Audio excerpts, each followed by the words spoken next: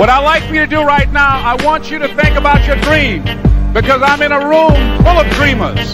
Think about your dream right now. I want you to think about it and envision it. Now, ladies and gentlemen, let me share something with you. I do not believe that any of us have dreams that were not given to us for the purpose of accomplishing those particular dreams. And I want to share something with you that has changed my life. I started out, as was indicated by Jack, it's very humble beginnings. I don't know what that dream is that you have. I don't care how far-fetched it might appear to be. I don't care how disappointing it might have been as you've been working toward that dream. But here's what I know, that that dream that you're holding in your mind, that it's possible. Let's say that together, please. It's possible. See, sometimes we can't say, I can do that. But what we can say, that it's possible that I can have my dream as we run toward it, as we work on it day in and day out. No one... Work your ass off.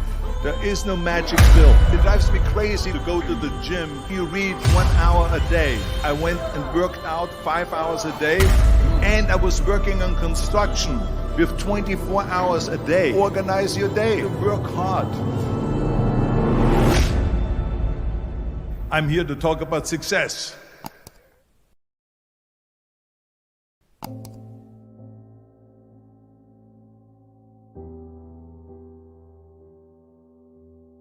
I went to college.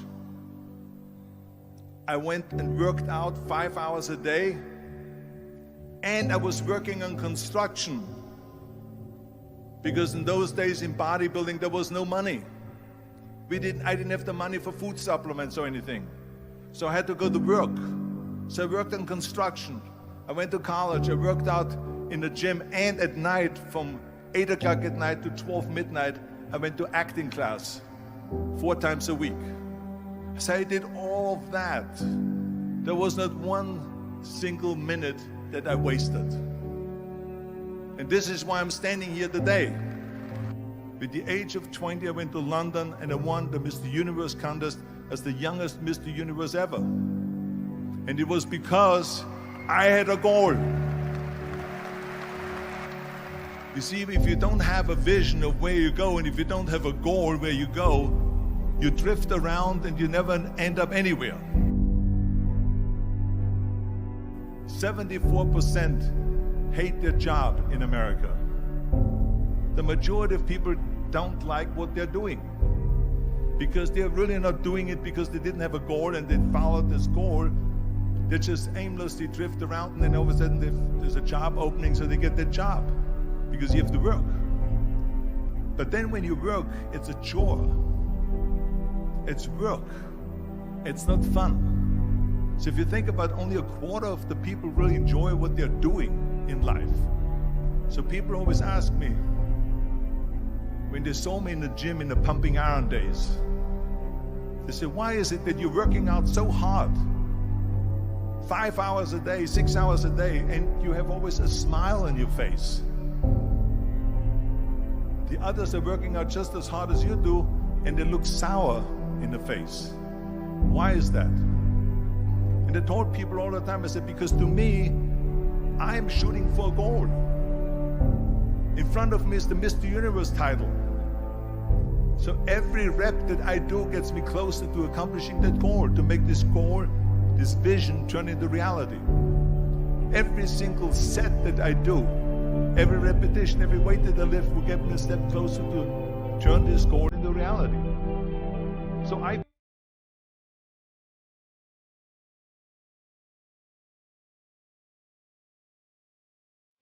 found that nothing in life is worthwhile unless you take risks. Nothing. Nelson Mandela said, there is no passion to be found playing small and settling for a life that's less than the one you're capable of living. Now, I'm sure in your experiences in school and applying to college and picking your major and deciding what you want to do with life, I'm sure people have told you to make sure you have something to fall back on. Make sure you got something to fall back on, honey. But I never understood that concept, having something to fall back on. If I'm going to fall, I don't want to fall back on anything. I want to fall forward. I figure at least this way I'll see what I'm going to hit. Without consistency, you'll never finish. So do what you feel passionate about. Take chances. Don't be afraid to fail. There's an old IQ test, was 9 dots.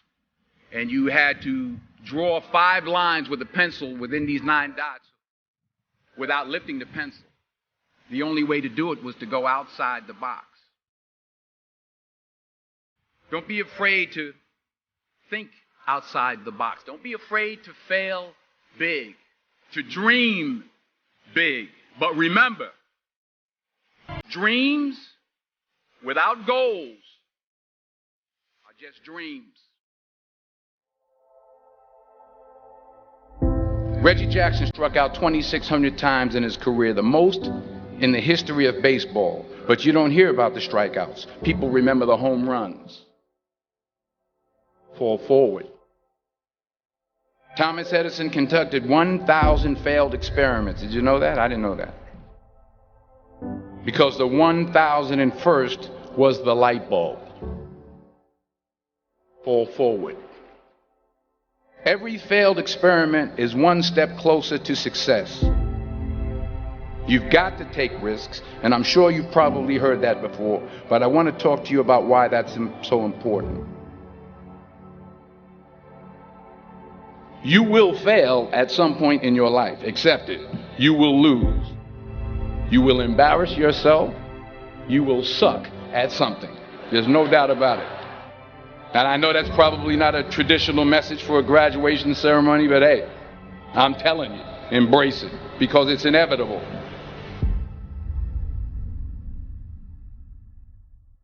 In the acting business, you fail all the time. Early on in my career, I auditioned for a part in a Broadway musical. Perfect role for me, I thought, except for the fact that I can't sing. I didn't get the job. But here's the thing. I didn't quit. I didn't fall back. I walked out of there to prepare for the next audition, and the next audition, and the next audition. I prayed. I prayed. And I prayed. But I continued to fail, and fail, and fail. But it didn't matter, because you know what? There's an old saying, you hang around the barbershop long enough, sooner or later you're going to get a haircut. So you will catch a break, and I did catch a break. Last year, I did a play called Fences on Broadway.